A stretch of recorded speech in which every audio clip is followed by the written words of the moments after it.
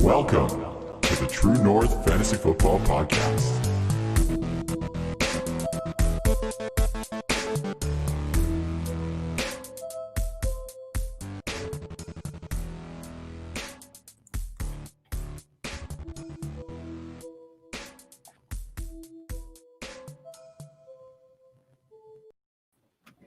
What up, fantasy people? Live from Dirty Laundry Studios, this is the True North Fantasy Pod. Trav here from True North. You can find me at TCL14 on Twitter. Check out the team's work at TrueNorthFFB.com, and don't forget to subscribe on the TNFF network on YouTube. So another crazy week in the books in the NFL. Moving into week 3, getting really excited for that. And as always, I got some baller guests with me ready to chop it up tonight. All right, fellas. So let's just start at the top here. We got Drew Dodson from the Dynasty Playbook Podcast. Find him at Drew Dodson NFL. Drew, how you doing, man? I'm doing good. I'm excited to be here. That video was fire at the beginning. Doing it up nice here. Thanks, buddy. Yeah, I made that myself. It's nothing compared to what Jordan's rocking. I know that because he has mad prowess with the video editing skills, but I try my best. Might as well move it along there. We got Jordan Richards at Chaboy J Rich on Twitter. He is one part of the All Gas squad for Destination Devy, and I like to call you a utility man for FTN Fantasy. Jordan, how are you doing, my man?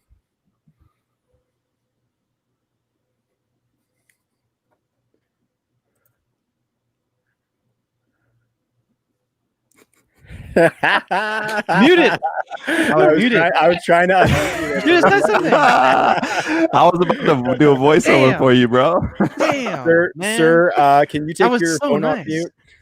Damn, man. Start again, brother. How you doing? It's all right. I'm great. I'm great. It's funny, man. I was just on a show on StreamYard. Like, you think I'd be a pro by now, but I'm good. Thanks for having me. I'm glad to be back.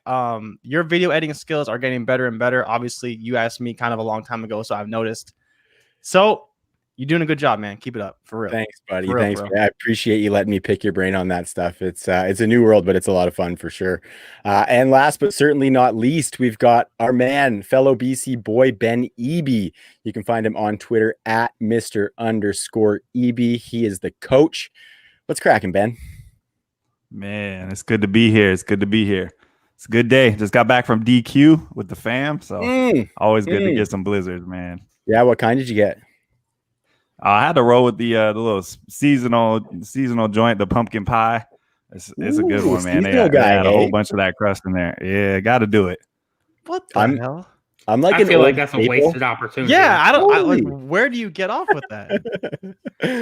Pumpkin pie. I like some pumpkin pie. Reese's Hashtag- Up here in hashtag Canada, I'm trying to get prepared. All right, Jordan dropped the Reese's Pieces. I need a quick opinion. Is it peanut butter M&Ms or is it Reese's Pieces? Did we talk about this? It's Reese's Pieces. It's Reese's Pieces. Yeah. Fine. I'll be Get the out of only here, one. Drew. All right, kick him off the show. That's all we needed.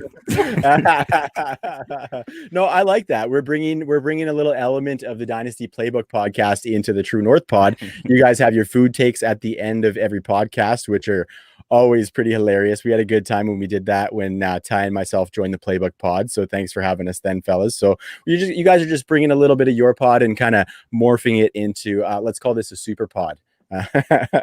Yeah, guys. Good episode. I want to start with how are you guys recovering from Red Sunday? That was a rough one.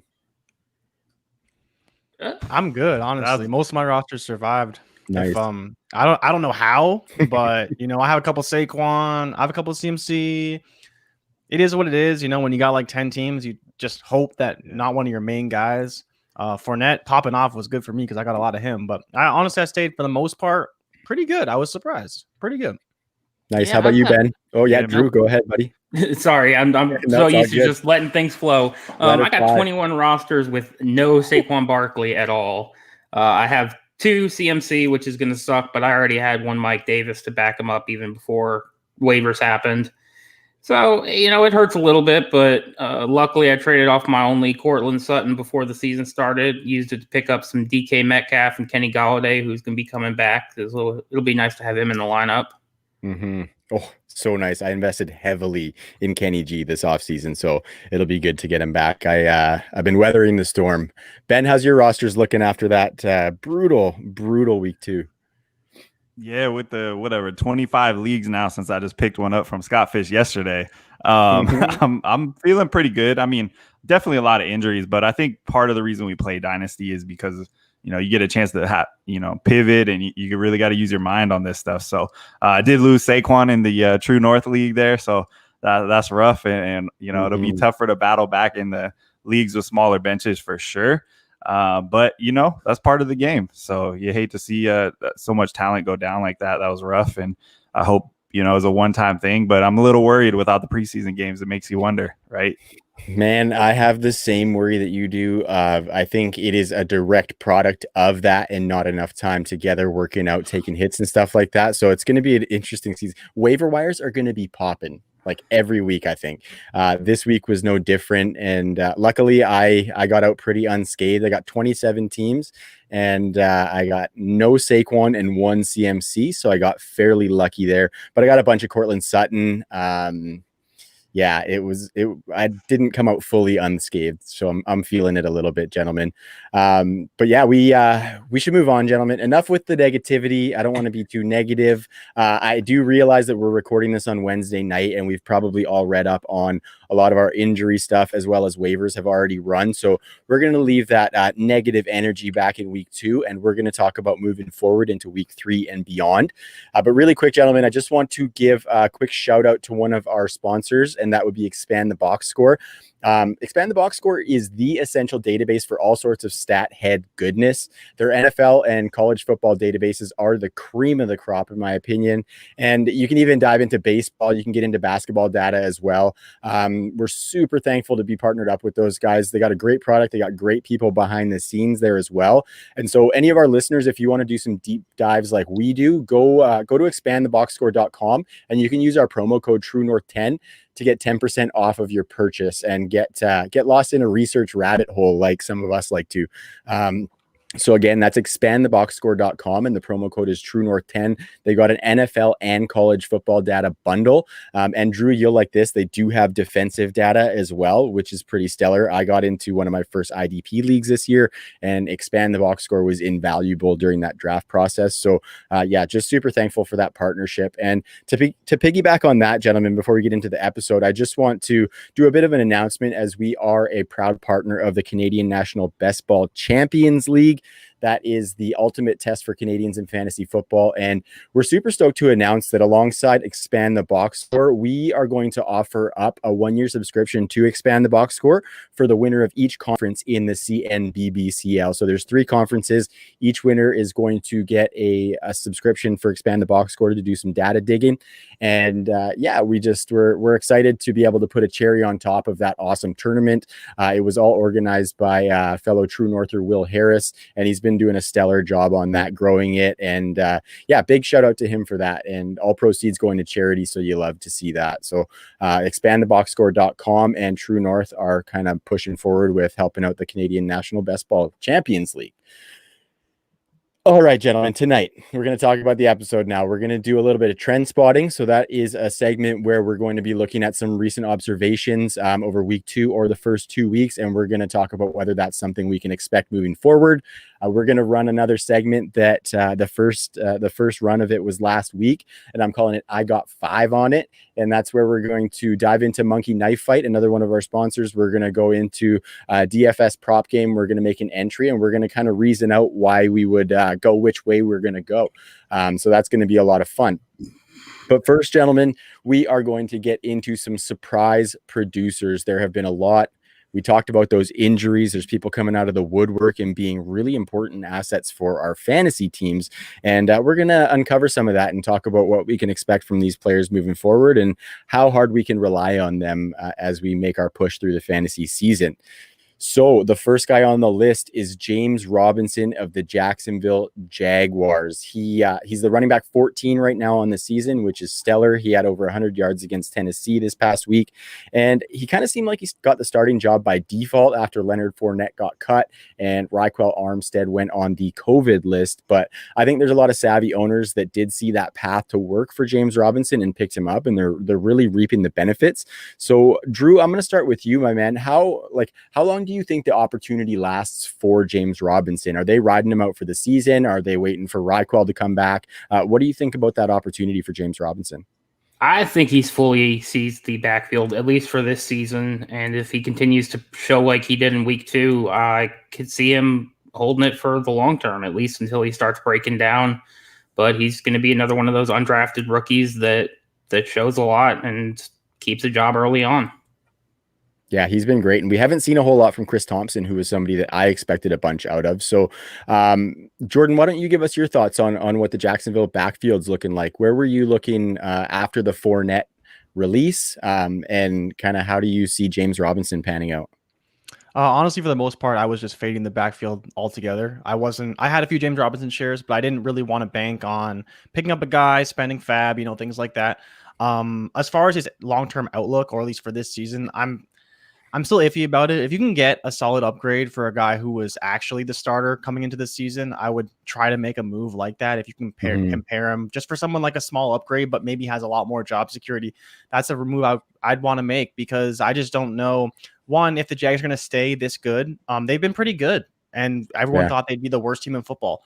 So are they going to continue to be a good team? We don't really know, and I can't really expect that from them. Minshew, at some point, he's not going to be as good as he is right now, in my opinion. Like he's been playing really, really well, kind of above his head, in my opinion. And I also think the Jags are playing a bit above their heads right now. The defense isn't playing well, but the offense is holding them in games. I don't think that's entirely on Robinson. It may be a product of him, but if you can get a better asset, I don't think it is not worth selling unless you truly believe he's Phillip Lindsay, because that's kind of the only guy that we can really peg as he definitely was the guy and he definitely earned it. I don't know if James Robinson is going to be that this season. Yeah, I don't see as much electricity as we see with Phillip Lindsay in James Robinson. I think he's looked pretty decent. And I like what you said about packaging him in a deal, because that's kind of where you're going to reap the value when you picked him up off of waivers. I think the wheelhouse to be able to hold on to him is when you spend that 3rd or 4th round rookie pick, because then it's just all value throughout the season, no matter what he gives you pretty much. So I like how you said that too, because there's levels to the selling of James Robinson, because he could just be somebody who's a key piece on your roster depending on those injuries as well. So yeah, it's a cool backfield to watch, because I like what you said about Gardner Minshew being able to huck it. Ben, I'm curious to see if you think game script might actually be his downfall down the road. Like, do you think that Chris Thompson is going to continue to be that pass catcher, or can James Robinson be that 3-down guy? Yeah, so that's the big thing for me. I was like, like what Jordan said, fading that backfield early on. I picked up a couple of Zigbo, but that was about it.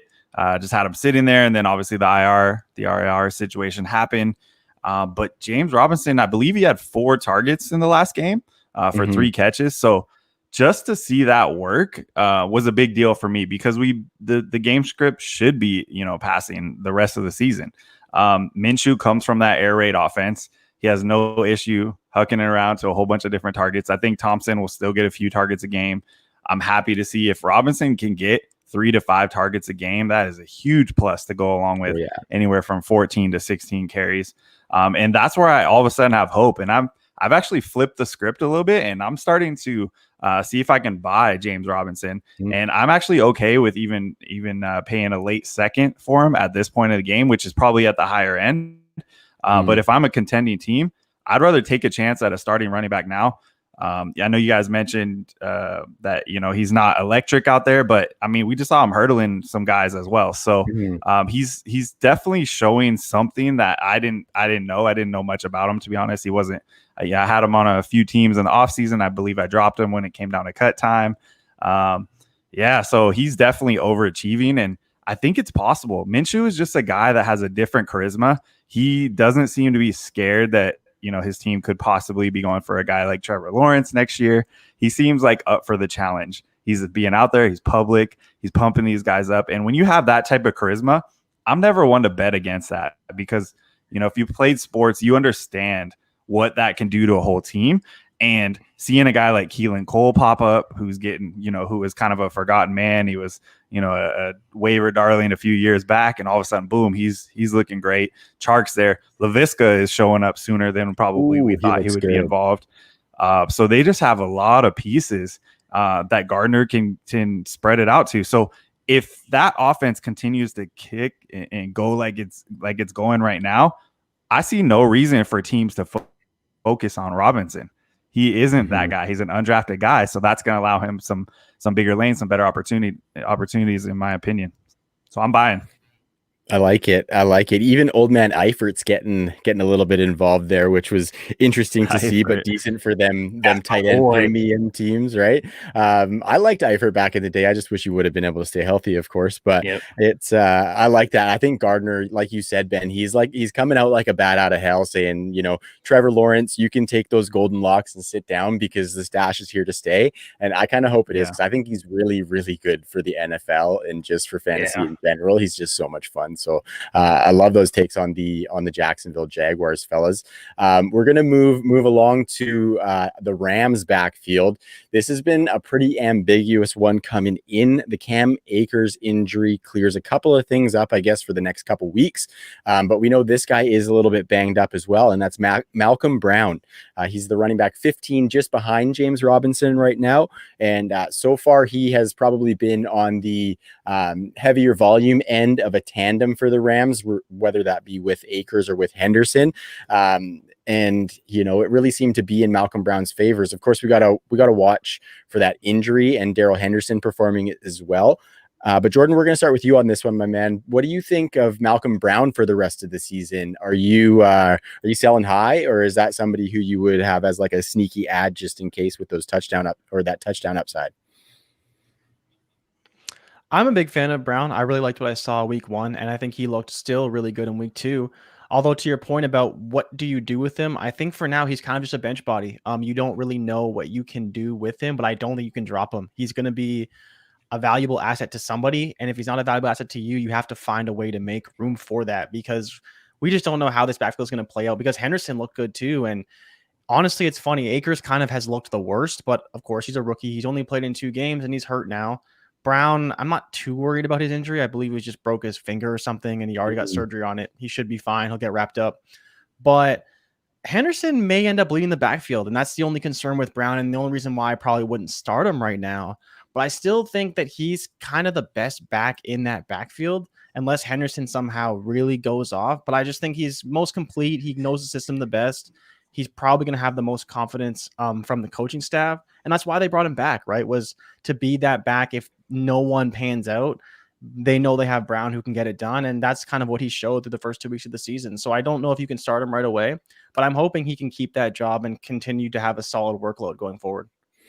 Yeah, man, that's what the tea leaves were telling us too, right? The tea leaves were saying that they really, really like Malcolm Brown, even like middle of last year when he was getting a lot of those goal line carries. And I think that is where his upside lies, is those red zone carries. But this team likes him, and this is an offense that I'm still targeting pieces of. I still want to be involved in this Rams offense.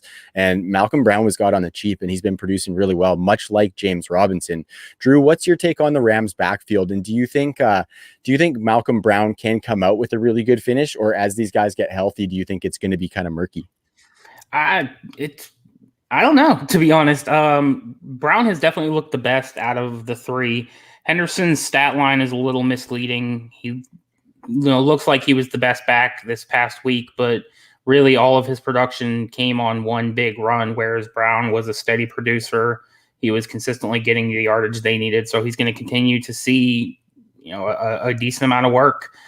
I'm not sure if he's ever going to break more than 15 carries, so he's probably never going to be more than an RB2 or a flex for you, but you really can't trade him. You're not going to get anything for him, so you just kind of have to hold him, use him for your bye weeks, and know that he's got some touchdown upside. But in terms of Akers and Henderson, those guys I'm not rolling them out at all this year. Akers especially, he's not looked good behind the weak O-line. and he had the same issue at Florida State. So until they spend something to improve that O-line, I'm not feeling comfortable with Akers there. I still love him long term, though. Yeah, I'm with you. And I think you were spot on with that, and that we have to temper those Akers expectations just because he was a part of that kind of top 5 running back group that we got really excited about. So I think you kind of nailed it on the head there, that you just kind of got to roll with this guy, find that flex play, get him in there and as your flex player when you need it, and just kind of reap the benefits, because he's gonna probably get some spike touchdown weeks from time to time, and I'm down to reap the rewards of that. So Ben, with Drew hitting Malcolm Brown so perfectly, we're going to move to the next guy, and you're going to kick it off for us. We're going to talk about Jerick the Jet McKinnon out in San Francisco. He is currently the running back 20. He had a wicked week in week 2, kind of the resurgence, which we really like to see from these guys who are chronically injured. I kind of root for that. And he seems like he's back in the rotation. Obviously, the Mostert injury is huge for that. He's going to be the lead guy, as well as Tevin Coleman. But do you think that even when Mostert is back, Jerick McKinnon has played his way into that running back 2 role for the San Francisco 49ers?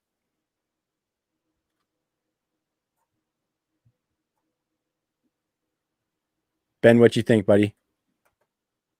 Oh man, I thought you were going to Drew. My bad. Yeah. So for me, man, McKinnon, I honestly think he's going to have a very similar role. It's going to be, similar touches. I don't think he's going to get a huge bump. I think you're going to see a lot of these carries go to Jeff Wilson, who's more of that grinder. I think they want to keep McKinnon healthy for the long run. He has a very similar skill set to Mostert, but he just hasn't been able to stay on the field. And I think they need that big playability. So I would be really surprised, with how many injuries that team's already had, if they went out there and gave him over 15 touches. If they do, now this guy's going to explode, in that offense. So right now, it's something that, I think McKinnon has to be on your team. Flex spot, I would be just fine with, because he's capable of popping off a 50-yard play, no problem. But I would want him with some safer plays for sure. And I do think Jeff Wilson is going to be one of those kind of thorns in your side. He's not a guy I want to start, but I do think he's going to get more touches than everybody thinks, and going to be that grinder for the short yardage and maybe the goal line. Yeah, I think I probably agree with you there. I think just Shanahan has shown in San Francisco that he's going to use multiple backs. I have just like this sentimental affinity for Jeff Wilson, because one particular huge touchdown catch he had last season, I think, put me further into the playoffs or something like that. So I love Jeff Wilson. I really hope it's like at least like a 60-40 split in Jets' favor, because I'm rooting for Jet, and I've got him on some rosters that freaking need him this week, man. But yeah, I think they're both probably going to produce. I like what you said there. And San Francisco gives a lot of goal line carries to running backs. So Jay Rich, what are you thinking? Do you agree with Ben that Jeffrey Wilson Jr. is going to get some of that work, or is it going to be Jet time? Absolutely. I think he's going to get some work. I don't think that's even a question, to be honest. As much as I like Jerick McKinnon, one thing he's shown is that he can't really sustain a workload. And I don't think that Shanahan's going to try and use him that way. We're talking about a guy who hasn't played in over 2 seasons because he couldn't even make it through training camp. So I don't think Shanahan's going to even try and risk it. I could see him, to your point, seeing maybe a 60% share or even a 55% share, like just above what he'd normally get. But then when Mostert comes back, he's probably returning to a 30-35% snap share, touch share, because you just don't want to play with a guy who's uber talented, literally comps to LaDainian Tomlinson, but is never on the field. So I just think that coaching staff isn't going to take any more risks. They tried to make him the guy when they signed him 2 years ago, and now he's finally on this. He's finally on the roster. He's finally playing in the offense. He's looking great. I don't think they're going to bother risking it with Jet. I think he's an uber talented player and can get it done with 10 to 12 touches, but you may have to just suck it up with the fact that he's never going to be the full blown guy. But I think even when Raheem Mostert does come back, he's still going to have a solid role, and you're going to want to use him as a flex for bye weeks. Yeah, I think that's perfect. I'm with you. They're both getting that work. Drew, what are you thinking for the San Francisco backfield? Is this one that you're going to invest in these guys who are typically backups when everybody's healthy? Or is it something you're kind of staying away with, being that there's somewhat of an end date on the volume that they should be getting in the next few weeks? I would definitely be staying away. I know Wilson's going to end up getting probably the majority of the carries, but I'm not sure how efficient he's going to be with them. that may be worth a flex start, but he's not. I wouldn't invest heavy free agent dollars into getting him or any amount of trade capital. And then Jerick McKinnon. I mean, Raheem Mostert came off the field at halftime in the last game, but he still only managed 3 carries. Granted, he came away with 77 yards, so it looks like he did a lot, but he's had 6 total carries this entire season over 2 weeks, and he's had 6 targets, 5 of them coming in week 1. So clearly they're not comfortable using him with any sort of volume. So I would see them using him in, some long yardage situations where they need to convert, and having Wilson and maybe a promoted JaMychal Hasty as their backup guys. But I wouldn't be comfortable with McKinnon as any sort of starter for my fantasy team. I like that. I could totally see Shanahan getting a little hasty with it. He likes to bring those guys out of nowhere and make them into studs, just like his dad did. Really well put on the San Francisco backs too. I think that's an interesting place with Jet, because he has shown some flashes, but trusting him with that workload is the biggest question. So hopefully we get to see that bear out and we don't see another injury. But we're going to move on, fellas, to the next guy. We're moving into a couple of wideouts now. So we covered 3 running backs. We're going to go into some of the wideouts. And Jordan, I'm going to start with you, buddy, because I saw your tweet the other day, and I know that you're where I'm at with this guy. So we're going to talk about a little bit of Calvin, the Riddler, Ridley, baby. He is currently the wide receiver 1. He, like I said, I'm fully committed to being a Calvin Ridley truther. I'm not even shy about it anymore. I didn't even see this hot start coming, though. He's 4th in targets, 3rd in receptions. He's number 1 in both receiving yards and touchdowns. So how are you feeling about the Riddler moving forward this season? Do you think he's going to maybe not maintain wide receiver 1 numbers, because that's a pretty tall task, but do you think he can kind of continue being like a top 10 guy, or where are you sitting on that, J Rich? I absolutely think he can be a wide receiver 1. I don't think there's any indication that he can't. For all the talk that was about, oh, he can't be Chris Godwin, he can't do that, Julio Jones. I'm sorry, people. Like, I'm not going to try and take a victory lap here, but there is not a soul in the fantasy industry who bet on Calvin Ridley to score 2 touchdowns in 2 straight games but me. And I can almost guarantee that. I would like to see the receipts. If someone's done it, please let me know. But I can show you the receipts, and I can show you the money I made. And it's paying off in fantasy. It's paying off in my pocket. And I'm going to roll with Calvin Ridley. I've been telling you since the summer. I've been putting out videos. I've been telling people like crazy, buy Calvin Ridley. He's going to blow up. And what does he do? He makes Shaquille Griffin run into his own safety, and then he's 30 yards open in the end zone. This is just what this guy does. He's always open. And can he be a wide receiver 1 going forward? Absolutely. Is he going to finish with 32 touchdowns? No, he won't. But he could easily get, 9 to 10 targets a game on this terrible Atlanta defense that's just allowing so many points. And Julio Jones now has a hamstring injury. It's just, there's a lot of things working in Ridley's favor on top of his already incredible talent. We've seen he's already the number 1 red zone target. So you don't have to worry about his touchdown production. It should be there. He has a career 8% touchdown rate. I'm telling you guys, like, he should be fine. If you have Ridley already, you've already got the return on your investment. He probably helped you win your first 2 weeks. You're probably 2-0. Just roll with him. Don't try and trade him. Don't sell him high. Just roll with him the rest of the season, and you'll be good to go. Yeah. Oh, you're singing music to my ears, man. I really appreciate you making it rain Calvin Ridley touchdowns, because that's been huge for a bunch of my rosters. As you could see on the comments there, our buddy Dave is there. Dave is a huge supporter of True North. We love you, Dave. And you told us beforehand that you were going to be a madman in the comments, and you have not disappointed, my friend. So keep them coming. We love the support. We love you jumping on the stream. So thanks, brother. Ben, I'm not sure if it was actually a shot, but I know that you heard that Shaquille Griffin mention there that Jordan had. So I don't know if he was taking a little shot at you. He saw the play. He knows. He saw the play, so he knows. He knows what happened. Absolutely. So what are you thinking for Calvin Ridley? We can just pretend that week 1 torching didn't happen. But yeah, so where are you sitting for the Riddler on the rest of the season? I mean, I'd love to ask everybody else how their team's records are, but we won't go there right now. So about that play, though, and you know that you beat me with who on your roster? Yeah. Who's on your roster? So that's what I was about to say. So who was on your roster when you beat me? Ridley. But thank you. I'm just saying. Hey, I got you. I was ready for this one. Okay. So we played each other, but a week before, Mr.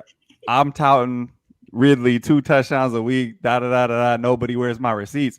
I tried to trade Ridley to Jordan. He's like, nah, I don't really need it. Like, what'd you ask for? Jay Rich has, I can't remember which running back was it. It was DeAndre Swift. So if you are saying that Ridley's going to be the top dog. It's a 14-team dynasty league. I'm just saying, like, bro. My RBs aren't great. My RBs aren't great. Back. My RBs aren't great. You're loaded I gotta be careful. He's loaded at running back. I'm just saying. Deep league, gotta be careful. My running backs, but I got since he said Carson, no, Eckler, and Zeke. So I'm good. That's pretty all right. That's all right. I gotta be safe, We talking about receipts. So I'm just pulling out the receipts. That's all. My receivers are good. And yes, you're correct. Ridley did help me beat you in that league, so I'm thankful that you said no to that one. Because Swift would have got me a cool 12 instead of whatever. Yeah, he's still in my taxi squad. But man, back to Ridley, like Ridley is he's an absolute stud, man. He does have everything going his way. I do believe that it will cool off a little bit, but I have no problem saying he can finish as a wide receiver 1. I don't know where he's going to fall. It totally depends how strong Julio comes back. But you got to remember, like, Julio, as healthy as he gets, he's still going to command so much attention just because he's done it for so long. So that just means there's a little bit less attention Ridley's way, and people are going to keep getting burned if they continue to do that, or it's going to balance out and Julio's also going to blow up. I just don't think you can stop either one of these guys at full strength, or you choose. You can't stop both. You choose, or you let them both go off. Like, that's about it. Matt Ryan is dialed in. I think Hurst is underrated. Bringing him in, that was a great job after losing Hooper. He's gonna command some attention in the middle of the field. Bringing Gurley on, so their offense it's great, and it's gonna be tough to stop. Now, thankfully, their defense is trash as well. It is the perfect recipe for fantasy. So I'm on board. I have no issues, with Ridley being a wide receiver 1 this year. I do not think he will finish as the wide receiver 1, but it wouldn't surprise me if he even finished as top 5 overall wide receiver. I think that's completely in the realm of possibility.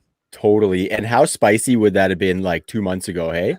If we were to say top 5 wide receiver for Calvin Ridley, people are just going to lace you. Yeah. But he's doing it, and it's glorious. Drew, real quick for you, I want you to give a parting shot on Calvin Ridley as well, just to get in on the action, and then you're going to kick off the next guy. So just real quick, do you think Calvin Ridley is a top 10 dynasty wide receiver moving forward?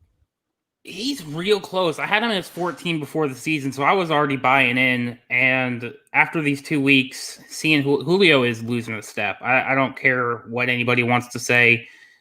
Calvin Ridley's taken over that job, and I hate to see it as a Saints fan because that's another Alabama wide receiver going to Atlanta that's going to have a whole career worth of trashing the Saints. But he looks amazing. He's going to be a wide receiver 1 this year, probably higher end. And if he's not a top 10 wide receiver for Dynasty, he's 11th. He's it's that close.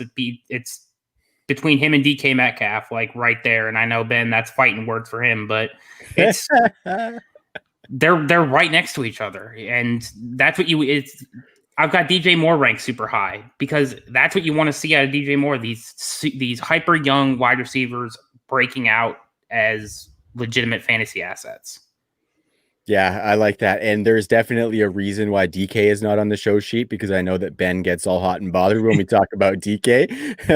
He gets a little sweaty with that DK level. He is coming through. Totally. Totally. I rarely think about DK without thinking about you, buddy. And so you kind of drilled that DK love in real quick. I think we could probably all agree with this question from our man, Mark from over in Vancouver. What do you guys suggest listeners do with Julio in Dynasty? Is it time to sell? I would be selling. And if I can get, anything in the top 15 at its position, I would probably be willing to sell him. So yeah, good question there, Mark. Thanks for joining in, brother. Another huge True North supporter. So we really appreciate Mark jumping on. And I'm not sure if you guys saw in the comments, but my kids and my wife are watching apparently on the TV. So hi girls, love you. Hope you guys are enjoying watching Dad up there, but I'm going to keep this mosey in. Yeah. So Drew, I said we were going to keep it rolling with you, and we're going to get into the next guy. We're going to talk about a former favorite of mine, Robbie Anderson, this one is just like straight out of left field. He's the wide receiver 5 on the season so far. Obviously, through 2 weeks is not a huge sample size, so we're not expecting top 5 numbers, but he was going in like the 13th round or later in drafts. And that includes myself, who has been a former supporter. This guy, like Robbie Anderson, I still like him, but he's getting really close to like Sammy Watkins levels of disappointment for me. Just the amount of times that I've invested or traded for him at a deadline and he's not come through for me. So what do you think, Drew, are the key factors in the resurgence for Robbie Anderson in Carolina? It's all in the offensive game plan. They want to get the ball out quick. Robbie Anderson has been good in those intermediate routes. I don't think he's going to be the wide receiver 1 in Carolina for the rest of the season. I think DJ Moore is going to eventually take over that position in the stat sheet. But with CMC out, they're all going to eat. And it's going to be, I mean, if Robbie Anderson, DJ Moore, and Curtis Samuel all had top 36 wide receiver weeks for the next 4 to 6 weeks, I wouldn't be surprised. They're not going to be able to lean on Mike Davis. So we're going to see a lot out of Robbie Anderson, and he's not going to disappoint for at least the rest of this season. Mm-hmm. Yeah, I think he's looking really good in a very defined role for the Panthers offense. And it's nice to see that Teddy Bridgewater is able to distribute it to him. Not historically a deep passer, Teddy Bridgewater is. So Matt Rule's doing a good job at finding ways to get his pieces the ball. And we were very excited coming in for that Carolina offense, and they're showing up. And I think that coupled with that defense, much like the Falcons, guys, it's a really good recipe for fantasy success. So Ben, why don't you fly in, and what do you think about Robbie's outlook for the rest of the season? And just from a dynasty lens, what would you do with him? If would you be going out and trying to acquire him? Would you be selling high on him? What's the haps on that? Okay, so I'm actually quite worried about Robbie Anderson due to the Christian McCaffrey injury. I believe this might, his start partnered with this injury might allow teams to start double teaming him, kind of overshadowing him on the top so he can't get deep. And so that worries me just for the next 4 to 6 weeks while McCaffrey's out.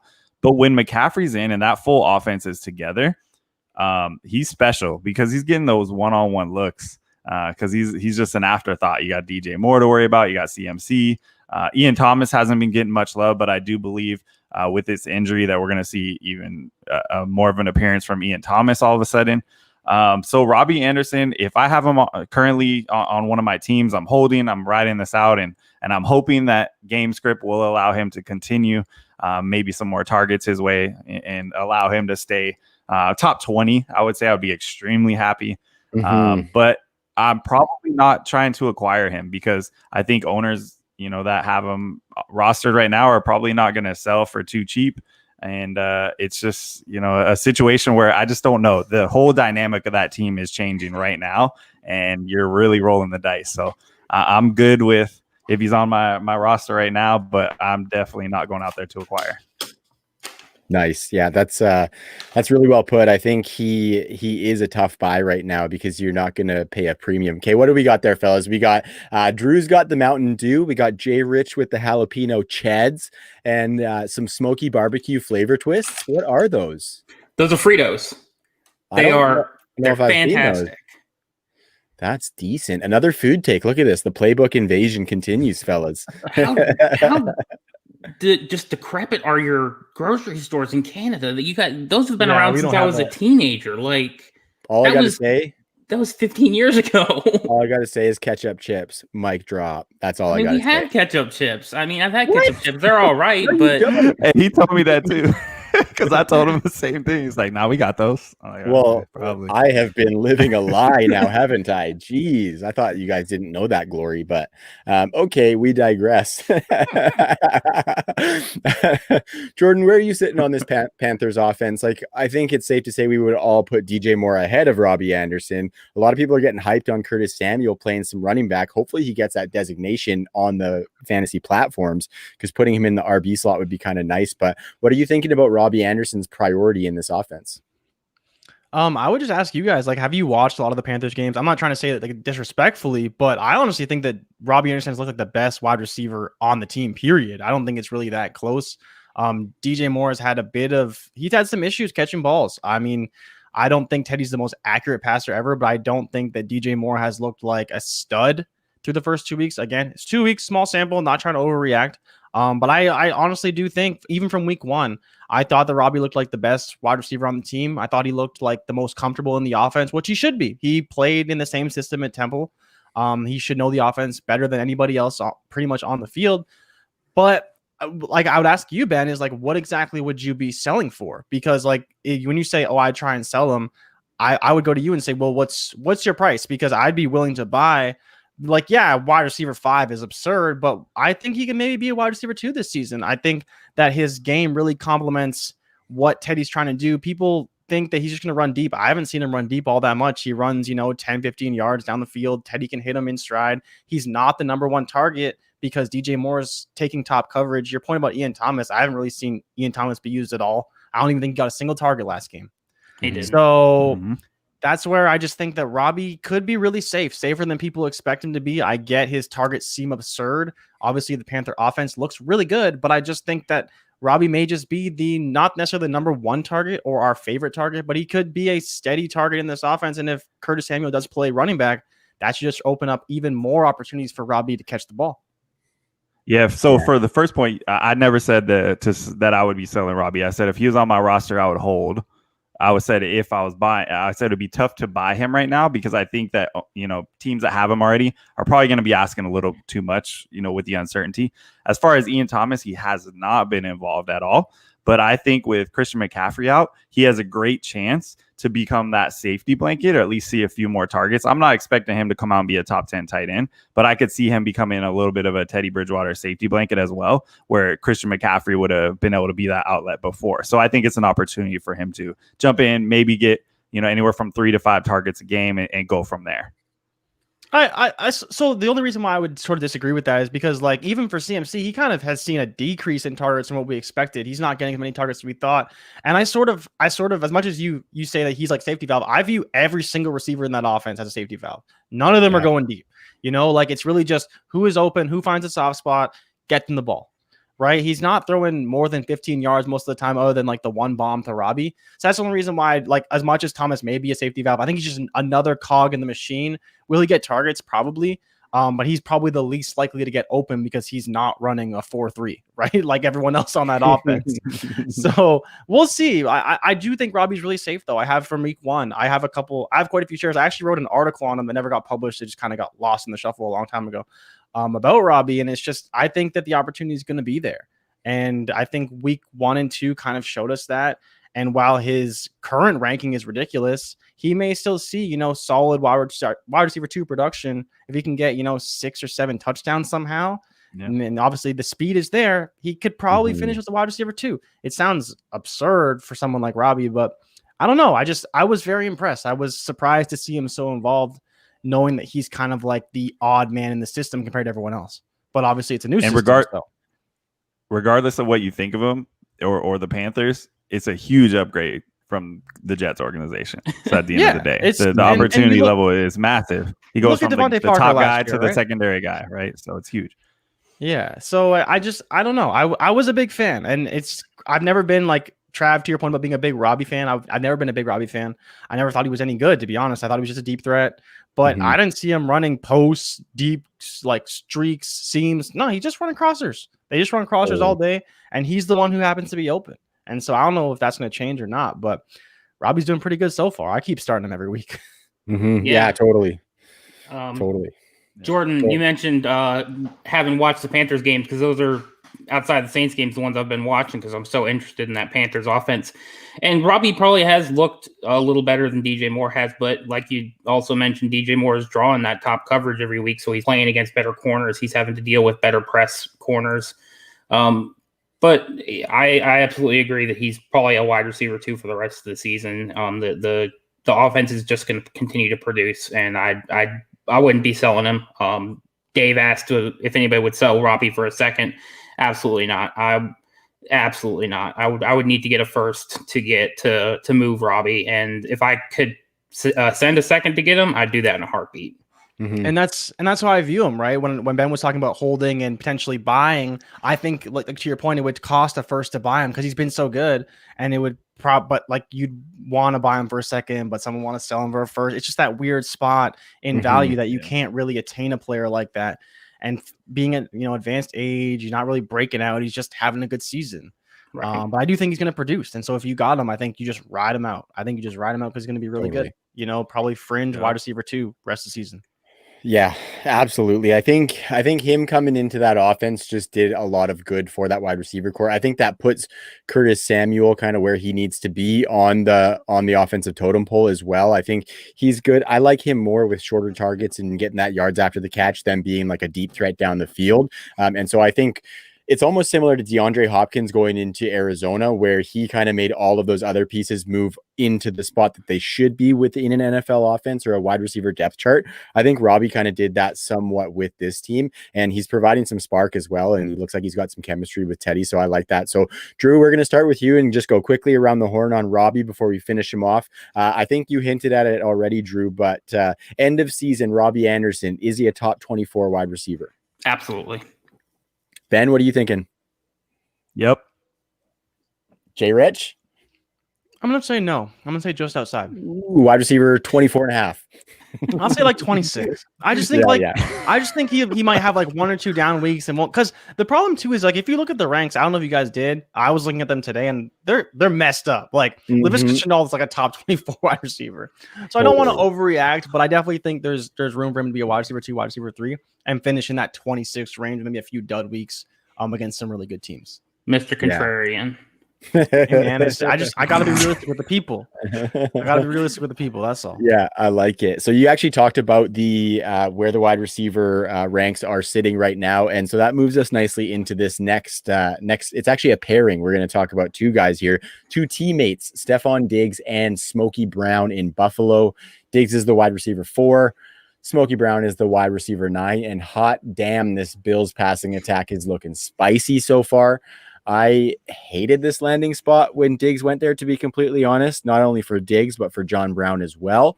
I did like it for Josh Allen because they suit his game super well, but they have turned out to be quite the combo there. Both top 10 at this point.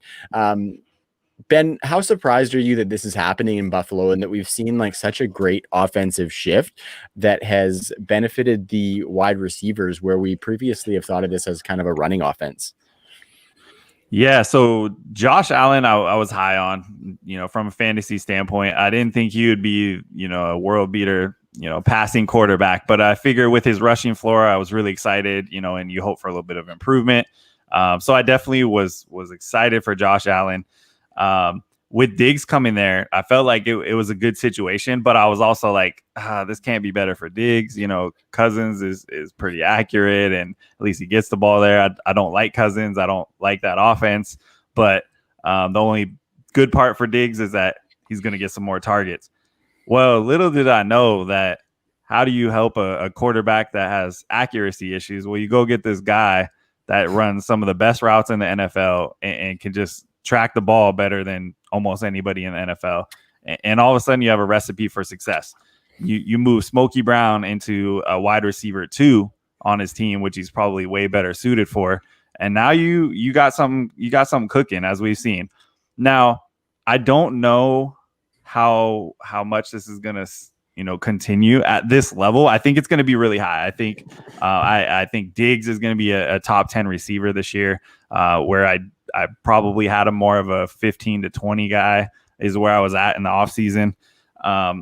Smokey should easily be a top 30, but could also be a top 24 guy. Man, and Josh Allen is just crazy. It's just crazy. But these defenses, I think take it for what it's worth in the first couple weeks, and let's see where it goes from here, how teams adjust a little bit. But man, you got to be super happy if any of these guys are on your team right now. I know I did try to offload Diggs on a few teams because I was worried about it. Had no luck at all because I was like, I'm not getting what I want. And now I'm like, yes, like, let's go. People are now knocking on the door and like, nope, that time has passed. So I'm riding this one now, and I'm excited to see things that come. I think this could really turn Josh Allen's career around, having, a pairing with someone like Diggs. Yeah, and I think these guys fit him very, very, very well. Diggs, we know that he can get open, and somebody with Josh Allen's accuracy problems probably needs a little bit of that. He can spot the wide receiver. He can put it out there for him. Drew, how are you sitting on these Bills wide receivers? Do you think we may be approaching a sell opportunity? Or are you with Ben in that you're holding and riding with him? Oh, I'm holding. I don't know many people besides my original Dynasty Playbook co-host Tyler that was as high as Stephon Diggs as I was, all the way going back to Maryland as a 5-star recruit. That's my boy. And seeing him finally get with a big play quarterback who can get him the ball down deep, he can adjust to the ball as good as anybody. He's got fantastic hands. He's going to make Josh Allen look like an MVP this year. He's going to be a wide receiver 1, maybe top 15 worst case scenario because he is a little bit of a big play receiver. Josh Brown is also, he's going to fit well with Josh Allen, but I don't know that he's going to see the consistency week to week to be a top fantasy option. I see him more in that, top wide receiver 3, maybe high end wide receiver 4 range. Even though he's, started the season off fantastic, and any given week he could be a wide receiver 1. In general, I think for Josh Allen, this makes him a QB1 for fantasy this year. Just the offense is super interesting. If you can get somebody biting on on Brown's value this early in the season and giving you, a high second, maybe something like that, I would move him. But other than that, I'm not moving Diggs. I paid a 110 for him in this offseason, and I could not be more happy with how that turned out. Yeah, I think you're laughing there. I'm in the exact same boat. I'm holding Diggs, and if I can sell John Brown for something that can be useful, maybe a up and coming running back or something, I will definitely do that. Where are you sitting, Jordan, on those two? Are you kind of same boat? Hold Diggs, sell John Brown, or what are you thinking for these guys? I honestly, I don't believe in Josh Allen. Do you have to to like these wide receivers? But who did he just play? He played the Jets and he played the Dolphins, and we're ready to call this guy like the MVP of the whole league. I'm just saying, I understand it's like he blew up, but when he plays a real defense, we're going to see if Josh Allen isn't throwing 3 picks and he's not 50% completion and he gets pressured. I think that right now your best bet is to actually try and shop Diggs. I think you could upgrade Diggs. You could get in a better situation. I think there's a chance that you could find a suitor for Diggs where, someone really buys into Josh Allen. You can really capitalize on that. If someone was let's say you're in Dynasty League and someone just lost Michael Thomas, why aren't you trying to shop Diggs to the Michael Thomas owner in hopes that you can get Michael Thomas with a little bit extra added on? I think that's actually possible because Diggs has been that good. I know it sounds hot, but I just think I was talking because I was on the Sleeper Wire show earlier today, and we talked about trading Stephon Diggs for Kenyon Drake if you need a running back. Obviously running backs have been getting hurt a lot. If Kenyon Drake obviously hasn't been great, but I think if you look at what Diggs is doing right now, he's way up there. He's overperforming. Look at Drake, he's underperforming. If you want to kind of balance that out, I think that's something someone would smash, accept that. And then that you can go in turn pick up a Russell Gage or another wide receiver like a John Brown. I'm cool holding John Brown because he's pretty good. He's in a good offense. I think Diggs helps draw coverage away from him. It allows him to get deep in single coverage a lot more. But I think as far as Diggs' value goes, it depends on where you value him. I think there could be a great sell opportunity, and you need to explore that because his value is so high. I would say the same thing about Calvin Ridley. If someone really wants Calvin Ridley, yeah, you'll have to pay up, but you may be able to get an upgrade, a better situation, kind of something that you maybe like a little bit better. Diggs, he's in Buffalo, unless Buffalo is going to be airing it out every week, which I don't really believe they will. Once it gets colder, they'll be running a lot. They won't be doing the same things they'll be doing. So that'll change the game plan for the Bills. And I think that Diggs could be a great sell candidate if, like you guys are saying, for the right offer. But I would say if you can upgrade Diggs, not sell Diggs for pieces, but actually upgrade to a wide receiver you like more, a Metcalf, a Ridley, a Thomas, a Moore, someone is locked and loaded for production, I'd be willing to make that move. I like that. It's interesting because we're obviously not expecting these guys both to be kind of top 10 wide receivers throughout the season. I'm I think in line with what Drew was saying, that I could see Diggs being in the top 15 and John Brown being in the top 24 or something like that. definitely well within the realm of possibilities. It's just a new offense. And I think the thing, Jordan, that doesn't worry me about Josh Allen is that each of these guys only needs 2 or 3 receptions per game to pay off for you and produce big on your roster. So that's why I'm still okay with keeping these guys. It's not like a rush sell. Obviously, if somebody comes at me with a sick offer, like you said, Kenyon Drake, I think you might be able to get Kenyon Drake plus for Stephon Diggs at this current moment. Like that, I'm all especially about. In redraft.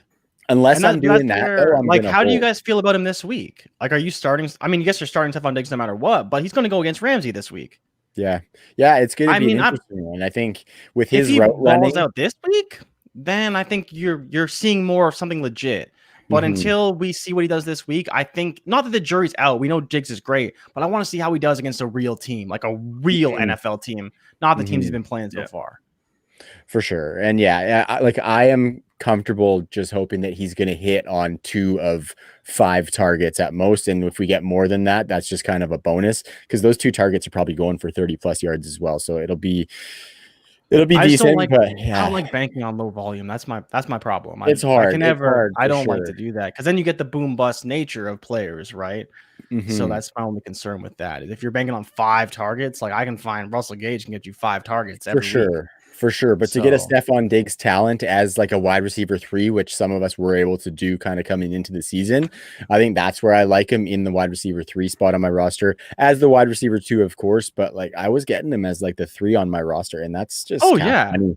But that's where I think you're talking about, like, then you try to then upgrade. That's where, like, you guys are saying, I bottom low. That's awesome. But then are you going to try and turn that into true profits that you are going to realize now, not just keep Diggs on your roster? Because if he starts to suck, his value is going back down with Keenan Allen again, just like you saw all offseason.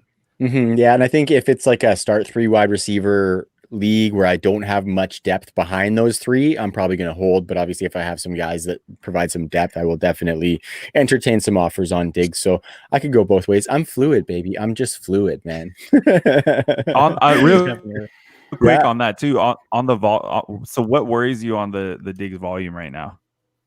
Oh, I honestly, I couldn't tell you how many targets he's getting per game, but I do think it's going to go down a little bit, especially when you talk about like Buffalo in the winter. They might only throw the ball 20 times. Like when they start to go into New York in the winter, like this is going to be a legitimate concern going into Foxborough, like into November, December. They're not going to throw 30 times a game. Like there's no way. And we see that across the NFL, right? That's why running backs are king in the playoffs, because the teams are forced to run the ball, especially in certain climates. Buffalo is one of those climates, unfortunately. I don't know what their schedule is, all these different things. I'm just saying that, like, if you can, and like you guys are talking about, if you can sell that high on Diggs right now, especially in redraft, I think it's something you need to entertain, because it's just it's an opportunity, like you guys are saying, to really buy low. Like you guys bought low, you have him as your wide receiver 3. Now sell him high. Like you can sell him probably for Julio plus. Not that necessarily that's a good bet or anything. It probably is, but you know what I'm saying? Like you can get someone that you're maybe just more sure of, was higher in pre-draft ranks, all these different things that are probably gonna be a more guaranteed producer week to week, especially when you think about targets. I just don't think you can. I think people are going to look at Diggs and see him as, you know, he's a big play wide receiver and he had 2 really good weeks, but we're not going to jump him up our rankings all of a sudden and move. Oh, and I'm with you. That's where I'm at, right? Like I think that what you're saying is exactly where I'm at. But I do think, like, there's 3 of you who love Diggs and only one of me who's kind of like, okay, let's chill on it. So if you look at those percentages, it's like maybe there's more buyers for Diggs than you think. Fair.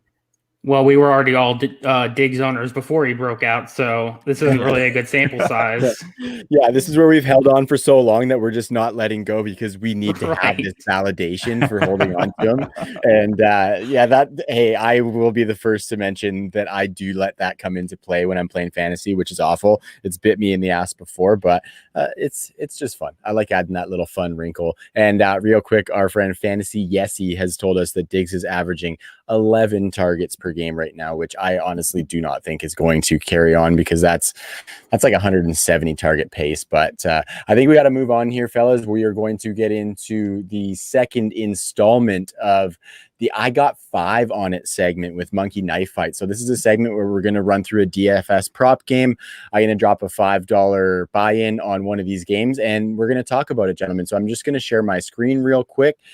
Hey, while I'm doing that, guys, who does the song I Got 5 on It? No idea. Oh, come on. Man, I don't even remember who sings that song. I don't even know what song you're talking about. I got 5 on it. Oh, I don't know who sings it though. And I go back. I got 5 on it. Partner, know who let's sings go that. half on a sack. Oh man, they're called Loonies. Loonies is what they're called. Yeah. Is that some sort of Canadian? No, it's not. It's not a Canadian thing at all. They are a American, I'm guessing, but like quality 90s hip hop. Damn, look at that Oh, balance. man. Travis balling. Yeah, so Has been winning. a little bit. I made a deposit, and nice little segue there, Jay Rich. Because if you want to play on Monkey Knife Fight, go to monkeyknifefight.com. Use promo code TNFF, and you will get an instant match of up to 50 bones on your first deposit. So I'll be honest, there's still a little bit of residual pieces of that in that balance. Yeah, I mean, I'm not bragging about a 105 spot sitting in my account here after our guy Gymnastic just won like $300 on like a $20 buy-in in his first week playing Monkey Knife Fight, and I got skunked on that week. And so I needless to say, I went back to the drawing board a little bit on that and rethought my status, picked Jim's brain a little bit because he is making bank with Monkey Knife Fight, and I want to do the same. Okay, fellas. So yeah, as any of our viewers can see, sorry to the listeners, you can't see this, but just go to the site and check it out. We got all the games here up at the top for Monkey Knife Fight. You can see they've got more or less. You can put in an entry on whether guys are going to get fantasy points or stats within the game. I'm just kind of cruising through here, guys. I don't want to do a massive one. Let's do a 3 for 3, 6 times multiplier, more or less. I don't know why. I kind of gravitate towards the more or less. I think they're fun to analyze first off, and then as well as that, they're kind of something that I like to show the versatility of Monkey Knife Fight, how anybody who is not necessarily a diehard fantasy gamer like us can come in here. You can find something that's to your liking, that you understand, and you can throw some money down and stack some chips here. So we're going to do this one, gentlemen. It is a pick 3 for 3. So we have to get all of these 3 correct. Okay. So here are the props. We're going to go with the Thursday night game as always for this segment, being that we're recording on Wednesday night. And why don't we start on the left with the bearded wonder? We got a beard, a stash, and a 5th-year breakout here, fellas. So we're gonna kind of just go down the list here. Drew, you let me know. You see Ryan Fitzpatrick there. The prop is 268.5 passing yards versus that Jacksonville Jaguars defense. What do you think, more or less? I think I'm going to say less. You know, CJ Henderson's looked really good. Their corners are not looking bad, so I think they're going to rely on that run game. Okay, so we got 1 vote less. Jay Rich, where you at? I'm going to go with more. More, I like it. You think he's just going to be slinging alongside Gardner? I dig that. All right, Ben, where are you sitting? Break that tie. I'm going more on this one. I think we saw the little beard versus stash, and I think these guys are motivated to put up some numbers. No doubt. I feel like y'all have never watched Thursday Night Football where it turns out to be a stinker. Fair point there as well. It's interesting. I'm kind of with the boys though that he's going to sling it all over the place a little bit. I think it's going to get intense, the battle for facial hair supremacy here, and I think these guys are both going to sling it. So Drew, I'm sorry, buddy, I got to go with more for Fitzmagic. We're going to start down at the bottom now. Ben, what are you sitting for Gardner Minshew and that 263.5 passing yards? I think the previous answer was probably a little bit telling. Yeah, I mean, can you say no? This guy's going against his elder, right? He's going against the elder. So I'm going with the over. This guy comes from the air raid. He's got a ton of weapons that we talked about earlier. It's an easy over for me on this one. Yeah, he went to Dub State, which is close to where you're from, down in Washington, isn't it? He did. Nice. Were you a Cougars or a Husky fan? Huskies, man. Huskies, I couldn't root for Minshew, but you got to love the charisma, man. That's fair. Okay, Jordan, where are you at? Over. Shootout. I like that. I want to see that too on Thursday night. We had a pretty good Thursday nighter last week with the Browns and the Bengals, and I really hope we can keep that going. Or maybe it's because we had no off season that maybe Sundays are playing down to their Thursday competition potentially. But I don't think so, because I'm still excited to be able to watch football, and it seems like it's decent, at this point. So, Drew, what are you thinking? Are you making it a trifecta? We've got to go over. If we're going to bet that Fitzpatrick's going over, it would be just a silly decision to think that Minshew's not gonna. I like that. This is a pretty fun one too, especially with these two quarterbacks and, Fitzpatrick's propensity to throw up the YOLO balls and Gardner Minshew looking lights out so far. So this one, not quite as exciting. The facial hair definitely isn't up to the standard of the other two fellas, but we did see a fantastic year 5 from Devontae Parker. He has been a little bit banged up. He did play in the last game in week 2. So we're going to start in the middle with Jordan this time. Devontae Parker, 60.5 receiving yards against the not so vaunted anymore Jaguars defense. Oh man, this is tough. This is right on. Hey, this is like right 60 is a lot. Mm-hmm. And especially for a guy who's hurt, if he plays, he could be a decoy. You know what? I'm taking less. I think that while I do think Fitzpatrick can go over, he can go over passing anybody. I don't think it has to be Devontae Parker. For all we know, Gesicki had a buck like 30. 100 and he got 150 yards easy.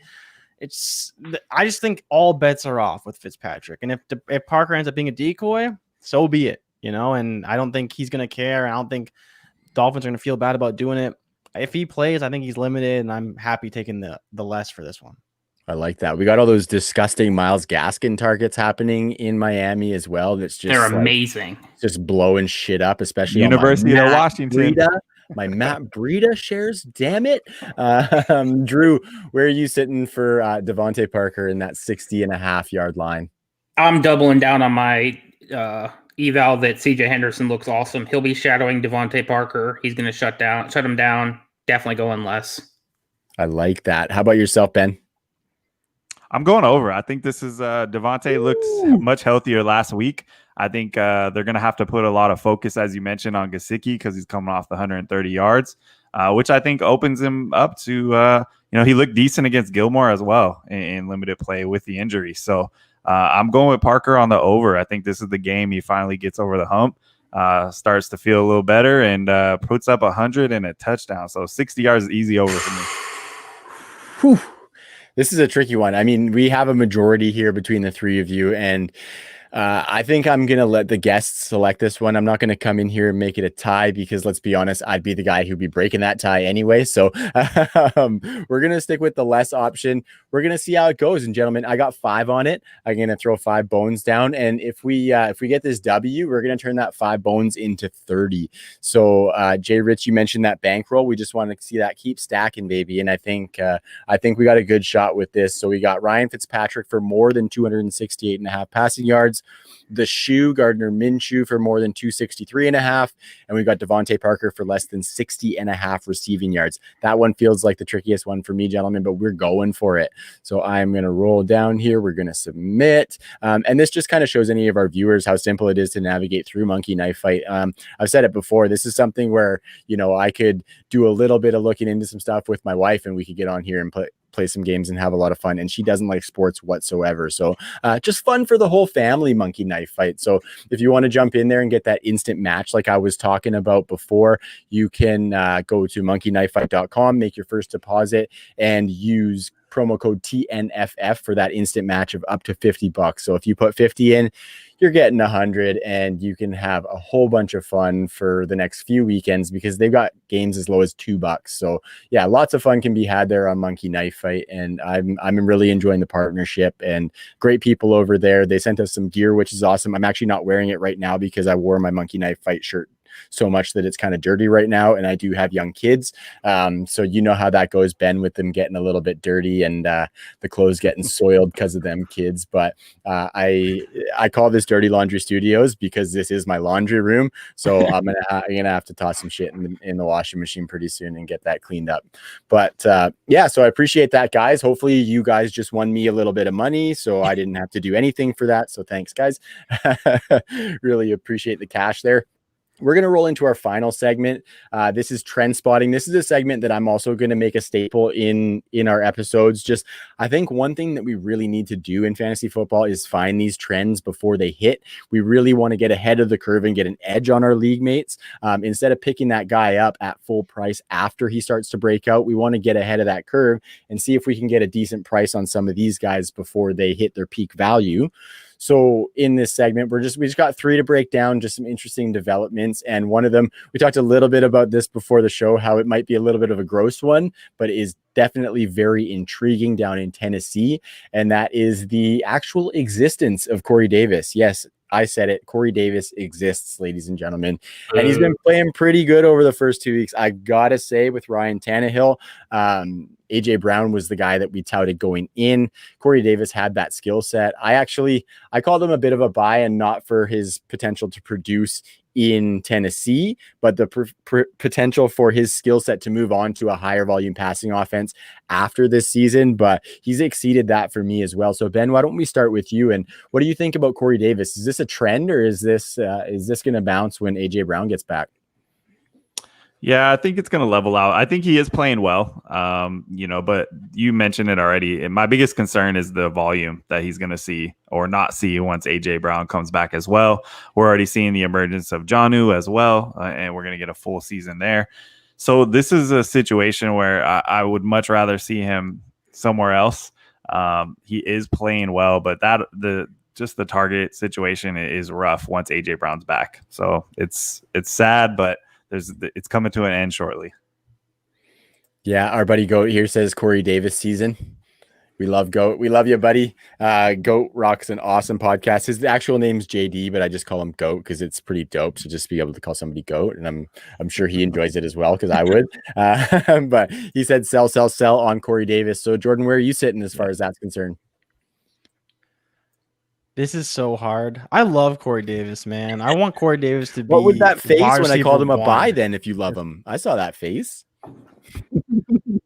I can't buy Corey Davis though. Like I was too busy buying him when he was the first pick in the draft. He's Sammy Watkins. What am I gonna do now? Watkins, yeah. Like, what am I gonna do, man? Like, I bought so high. I'm just double down. This is like buying BlackBerry at $100.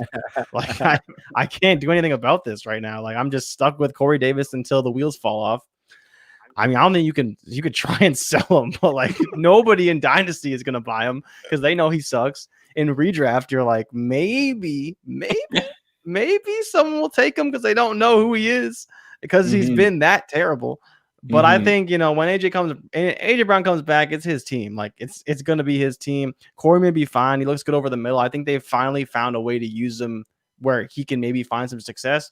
But I mean, even in a 12-team league, I'm cool leaving him on waivers. If you are in a pinch and you need to start a guy because you have too many buys, I'm cool maybe starting him, especially when AJ's out. But for now, I'm cool leaving him on waivers. I don't even care. I don't even care. He could score 2 touchdowns next week. I'll be like, yep. Someone else drop your 50 fab on him. It won't be me. It will not. It will. I've been there. I fell into the trap like fucking 3 years in a row. I can't do this. It's every year, man.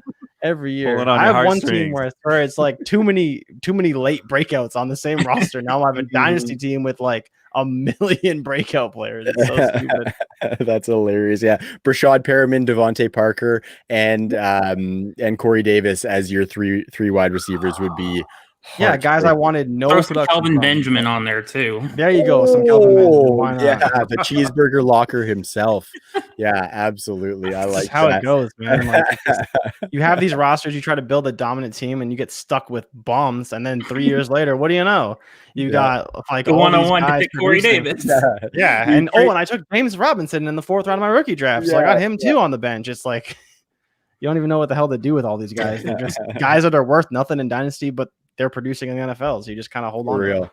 Yeah, those are the guys you have to just let sail off into the sunset on your roster. Unfortunately, it's really interesting. Hey, Drew, real quick before we move on from Corey Davis, you buying or selling? Oh, you can't sell him, but yeah, Jared said hold him till the wheels fall off. I'm pretty sure the wheels fell off at the combine. Did the wheels even get put on? I don't know. He had 8 targets in week 1 where Derrick Henry was getting completely stuffed. Tennessee's offense only targeted any wide receiver 8 times, twice all of last season. So I'm not counting on that happening ever again. Last week's usage probably going to be way more in line with what we see out of him, 30-something receiving yards on 5 targets. Johnny Smith's going to start tearing stuff up. Derrick Henry's going to look way better for the rest of the season, and A.J. Brown's going to be healthy. Derrick Henry, I love that. Yeah, for sure. I was actually really impressed with the Jacksonville defense in that game for how well they bottled up Derrick Henry, but Well, a they lot of sold things in out, there. right? Like, Yeah, totally. sold out so hard, and then they got Yeah. just blown out by Ryan Tannehill. But between Schobert and Mack, Miles Jack, they've got some solid linebackers to put some to lay the wood on Henry. So Okay, Jordan, we're going to start with you on this one because you said you got a decent amount of this guy filling in for some of your CMC Barkley shares. That's old. Uncle Lenny Fournette. Is he going to be the Buccaneers' lead running back going forward? He had 12 carries for 105 or 106 yards with a touchdown. I actually, I don't mind that spot for him if he's getting that workload. Where are you sitting on Lenny? I like him a lot. I liked him before the draft. I liked him before he got traded. I liked him when he got cut. I have stayed on Leonard Fournette train pretty much the whole season. And I think now is just his time. He didn't really fumble in Jacksonville, and that's, I'm sure, one of the reasons why Bruce Arians wanted to bring him in. Rojo obviously has had his fumbling issues, pass protection issues. Leonard still has to learn a little bit in that respect as far as pass protection, but I just think now that he's been given the keys in some respects by Bruce Arians is going to be like, yo, fuck you, Ronald Jones. Like, just sit on the bench. And Shady's out here dropping passes in the end zone. I just think it's just bound to be his show, right? Is he going to get 20 carries a game? Probably not. I'm sure Jones will still be used, but I'm happy to see Leonard, close out a game like we saw Derrick Henry do when DeMarco Murray was still there. And he was a very valuable asset, getting the goal line carries, getting the closeout carries that we want to see from running backs, because those are valuable. They're basically free yards, and Leonard Fournette's going to be able to take them. He can catch the ball. He may get, 30, 40 targets. I like Leonard Fournette a lot. I think he's a really talented player, and I think he's got something to prove, especially. And on a team that people view as a good team. I mean, I don't really think the Bucs are very good myself. I think they're really overrated, but they're probably going to score points because they're going to have to in that division, especially. So it's just, there's a lot of opportunity for Fournette to score touchdowns, and he could easily see double digits, no problem. Now he's already got 2 in the first 2 weeks. Yeah, I feel you on that. We've seen Bruce Arians use one guy previously when he had David Johnson, but I just don't necessarily think, aside from that David Johnson season, he's really had guys that can carry the workload. I guess Chris Johnson a little bit in that David Johnson era in Arizona. I'm personally hopeful for that. Like, I don't think it's going to be the 20 plus carries per, but I think he can be really effective on 15 and maybe like 3 or 4 targets. So I like how you said that there, Jordan. I'm with you on Leonard Fournette, but I know a lot of people aren't. Like, a lot of people hate on Leonard Fournette, and I think it's all about your expectations going in. Like, we were getting him in the late 3rd, 4th round, and you're not expecting 90 targets out of that guy, right? You're expecting steady carry load, this guy who's going to give you some touchdown upside, and not somebody who's going to be a top 5, top 10 running back necessarily, but he does potentially have that upside because we've seen it before. So Drew, where are you sitting? Are you in Camp Fournette, or are you sitting outside the gates chirping all the losers that are in the camp? I love everything Jordan said. And I mean, I've been a Fournette fan since all the way back in LSU. I mean, it's easy to be a homer, but he's just, he gets hit on for all these things, being inefficient in Jacksonville, but he looked good in Tampa Bay. Maybe it was the fact that Jacksonville just never had an efficient offense for him to work in. He looked good with Tom Brady. Granted, it took Ronald Jones fumbling for him to really see the majority of the carries, but he did a lot with it, and that might endear him to Tom Brady and Bruce Arians going forward, and him seeing the majority of the carries going forward. And I don't think he's going to be a 20 carry back, and I don't think he needs to be. And especially with he's just as bad as Ronald Jones is at pass blocking, unfortunately. So Shady is still going to see work in that regard. But he's going to be the fantasy back to own in that backfield. Yeah, I'm with you.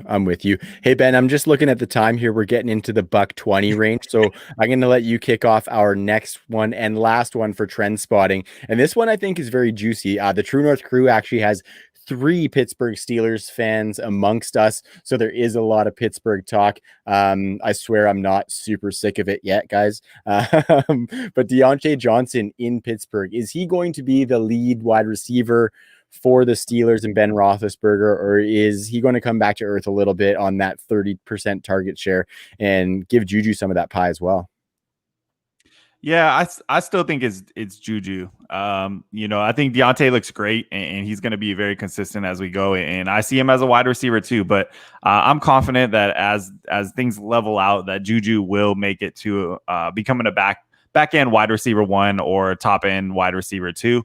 I think Claypool is going to continue to make it more interesting as the year goes on a little bit. We've seen early trust with him. Which will take away from both of those guys. So it probably limits that there. But Big Ben looks good. He does trust Deontay. But we saw a lot of like late game looks for Deontay, in the rush situations early on. So I'm not ready to say Deontay is going to be better than Juju. I do think it's still Juju's wide receiver room currently. And I don't see that changing unless Juju leaves.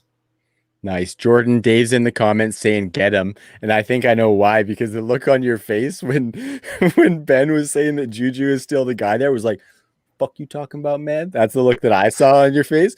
So why don't you dive into the whole Deontay and Juju situation? Because I did see that tweet yesterday as well about Deontay Johnson over DJ Moore. And I don't think that's super outlandish, dude. That's garbage. Whoa! No, I get it. People... And I get it's not popular, and no, I wouldn't sell DJ Moore for Deontay Johnson, but I don't think I would sell Deontay Johnson for DJ Moore. Like I don't think it's that far off, and that's more what I was saying with that tweet more than anything else. So I get Ben's thing about Juju, but the thing is that like Juju really is a slot wide receiver. Like I just don't see a world where he's ever going to get more targets than Deontay Johnson will. Deontay Johnson's the outside receiver, he's the X receiver. He's going to play when they're in tight formations. And he's probably going to see the most targets. People can talk about Juju being the target or the touchdown threat. That's totally fair. But I'm not going to necessarily bank on the touchdowns because Juju, I think, only had 7 touchdowns in his career as his career high. That's pretty good. I think that was top 10 in the league last year as far as touchdowns go. But I'm going to bank on Deontay Johnson, who's on pace for 170 targets. Of course, that's absurd. But why can't he get 130 or 140? Where Juju, I believe, has under a 20% target share right now.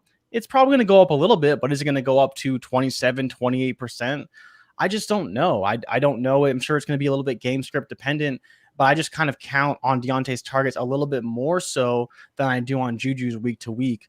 Deontay just came off a game where he had 13 targets. In the first game against the Giants, he struggled, and he still had 8 targets. Right. So he's third in the NFL in targets right now as far as wide receivers go, because I believe Darren Waller is actually third in targets, which is crazy.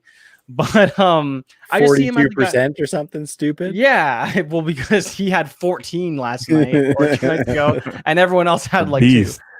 But I think that I don't want to say chase targets, but targets are going to be what they are. And I don't think you should run away from them. They're sticky to some degree. And if he's going to be the X receiver on Big Ben's offense, that is a very, very fruitful position to be in. And I just think Deontay is going to be the guy. And I'm willing to trust. I get his average depth of target isn't quite what Juju's is. And he does a lot after the catch. But I just believe he's going to be the guy who can produce for you week to week. And he'll be very consistent. And ultimately, I want those targets more than I want touchdowns. As much as I love Ridley, I would much rather have the targets than the touchdowns. If I'm talking about it in kind of a which one do I get to choose? Really, you get both. Deontay, I like the targets. I actually traded Cooper Kupp and Todd Gurley for Deontay Johnson in a 2nd round pick today. I like it. Damn. Hey, I respect you putting that money where your mouth is. I like Deontay a lot. Not quite that much, but I am super high on Cooper Kupp. But that is. Can you tell me why? Where your mouth is. I just think he is Jared Goff's best friend. He's going to get a lot of targets. He's a. I don't think he is. I really don't. Robert Woods is better.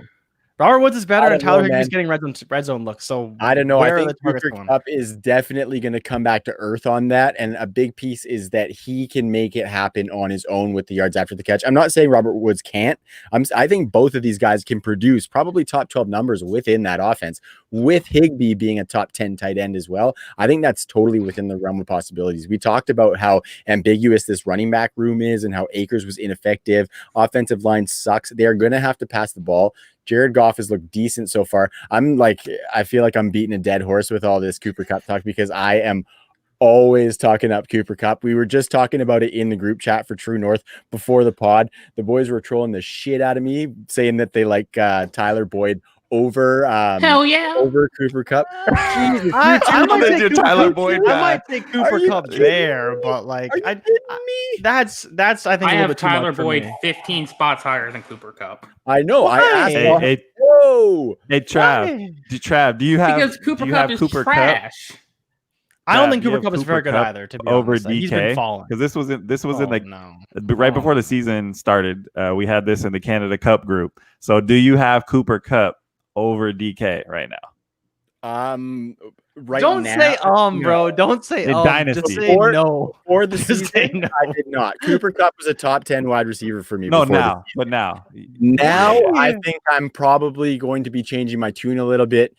Just seeing, everything that you talked about preseason, Ben, is basically why DK is that guy for me. So you partially sold me before, but DK and Russell Wilson are selling me again. So don't tell me not to say Jordan. I was trying to figure out what time frame he's looking at, man. Any time frame. As a rookie. DK over Cooper Cup. Trav, I want you to go and collect me a highlight reel of all the big plays Cooper Kupp has had in the NFL when he didn't play in the slot.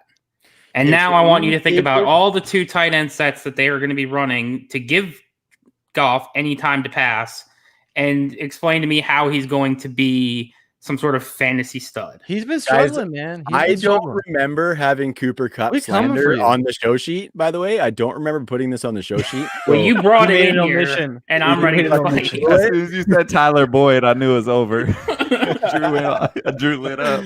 We Tyler like Boyd that was my Undertaker number one gift. wide Drew receiver in just his class popped up. over Michael Thomas.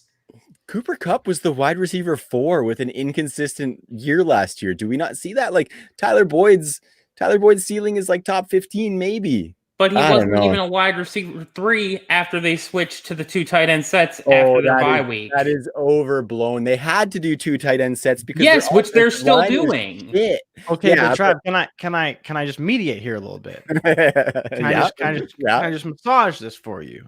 Well, so you're cool. Kind of weird, but you're cool talking about DK saying, "Oh, he proved it to me. He showed me. He's shown me everything I need to see." But Cooper Kupp's out here sucking. Like he's sucked the first 2 weeks. He's getting no targets. He's getting no yards. He's getting no touchdowns. Tyler Higbee is making him look like garbage. Okay, and Drew's talking about last season. Last season, he wasn't used that much. 12 personnel. Now he's seeing it for 2 games. It's still going on. So if you're going to take the DK route and say DK is good, he's looking fabulous. He's burning Stephon Gilmore. He's burning this guy, burning that guy. So why can't we say the same thing about Cooper Kupp? Because Cooper Kupp's been falling down rankings all off season. Like people want no part of Cooper Kupp. And I think it's justified. And now we're seeing in 2 games, he's going way down the board. He's going. I don't even know what his overall rank is. It's probably plus 50 at least. That's fine. So I'm going to go out there and I'm going to buy him low as balls. And then I'm going to be laughing when he has those 10 touchdowns at the end of the season, fellas. You mean between now and 2023 combined? It's possible. See, the funny thing is, I would have agreed with you. Is it going to be? Is it going to be Corey Davis or Cooper Kupp at the end of the year? So we're going to be debating. Corey Davis. Oh, man, that would be spicy. I'm playing out of here. How do I kick Ben's ass out of here? Okay. That would be spicy. Yeah, 100%. But back to what we were originally talking about before Trav brought in Tyler Boyd's name and arose my wrath. I agree with Jay Rich. I think Deontay's probably the number 1 option in that offense. He saw 23 targets. He's seeing almost 5 more targets a game than Juju right now. I love Juju. I'm all about Juju still breaking back out this year. He's going to look good, and I'm pretty sure Juju still has over a 20% market share in that offense. But Deontay's the number 1. I don't think Deontay's worth more than DJ Moore, but I would absolutely make that trade you mentioned earlier about shipping off Cooper and stupid Gurley. And Gurley, yeah, absolutely. I'd make that trade in a heartbeat. Awesome, guys. Well, thank you for all of that. And I would love to stay, but you guys just made me need a cigarette really badly.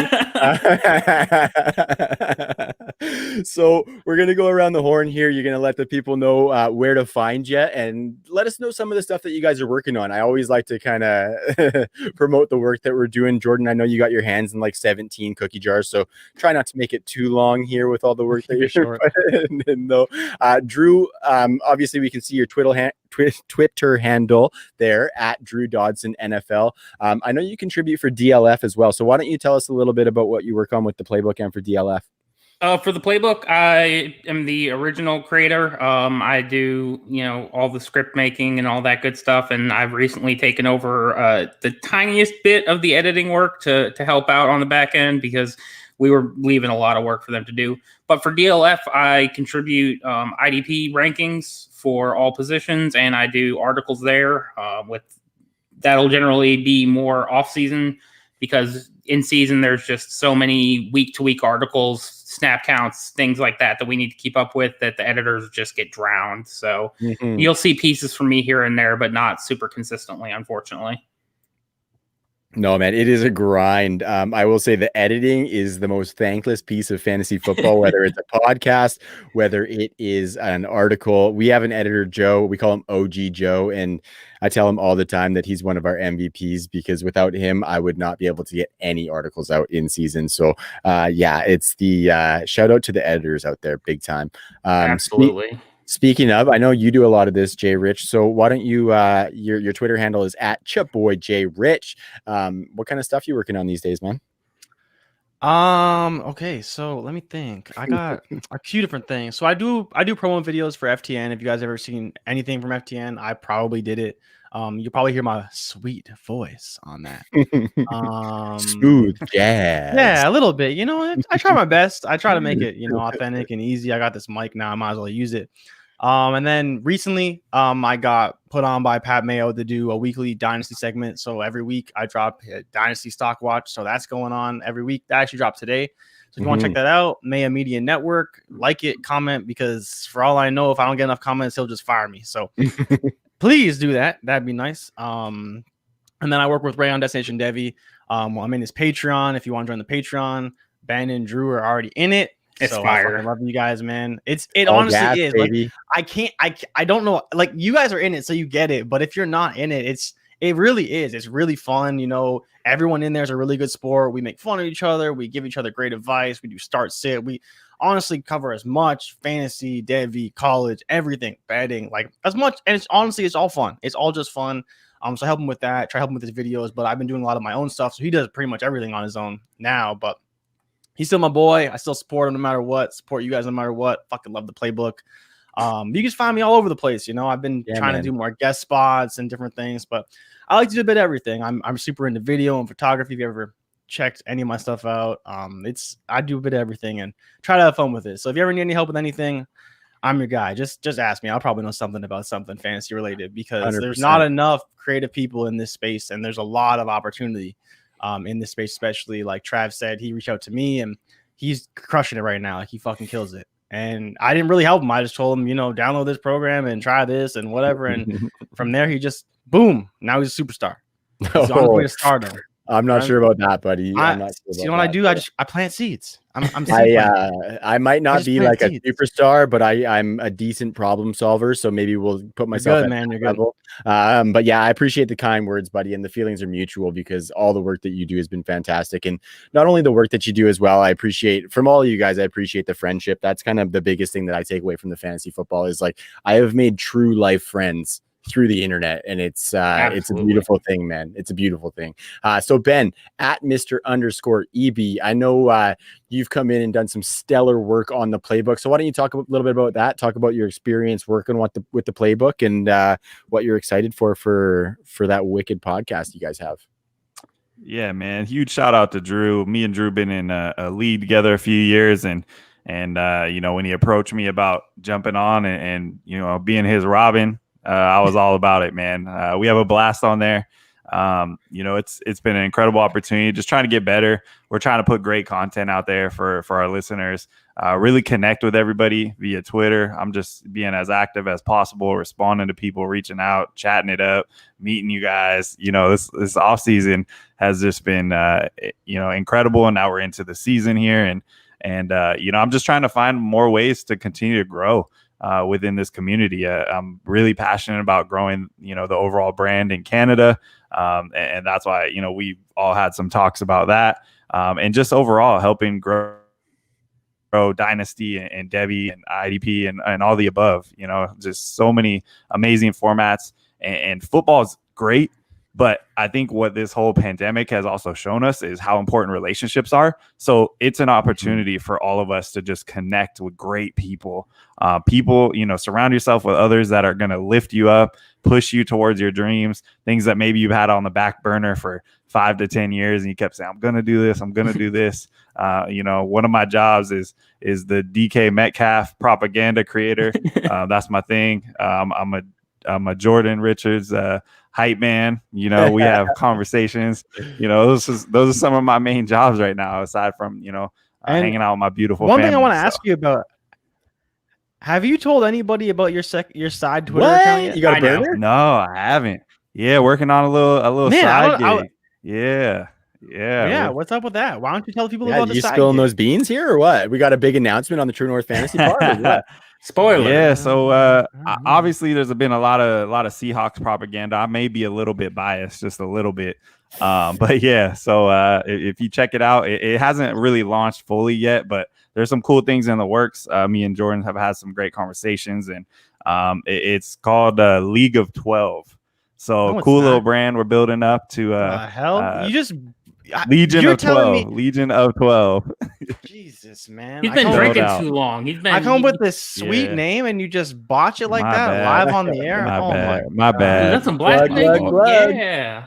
Jeez. Partying right. Legion of 12, man. Hey, I didn't expect that 12. we were going to announce it tonight, but yeah, man, it's phenomenal. It creates another avenue to really dive in and talk a whole lot about Seattle Seahawks football, which isn't for everybody, obviously, but I'm really excited to connect with that fan base as we continue to grow. And obviously there's other conversations happening out there that hopefully grow into, other cool things. But I'm just, giving everything I got to this community because I'm having a blast and I gain a lot from the relationships that are being created right now. So yeah, appreciate you guys big time.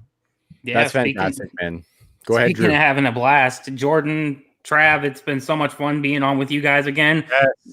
Now that we've knocked out another episode together, it's time to get you guys back on the playbook sometime in the next month or so.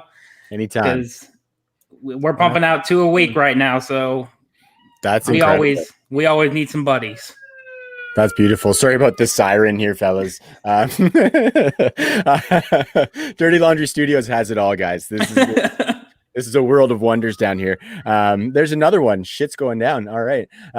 So yeah, thank you guys. Right back at you guys. Like I said, I appreciate you guys' friendship. I appreciate you guys joining the pod. This has been a great time. And yeah, I'm definitely going to have you guys on as well. And I'd be happy to go in the playbook anytime, fellas. So yeah, for me, you can see my Twitter handle at TCL14. Want to give a big shout out to Viridian Global. Check out truenorthffb.com/shop to get some of our killer merch. We've teamed up with Viridian and they've really taken our shop to the next level. TrueNorthFFB.com, at TrueNorthFFB on Twitter, TNFF Network on YouTube. And thanks for joining. Really appreciate it. We'll be back same time next week. Peace.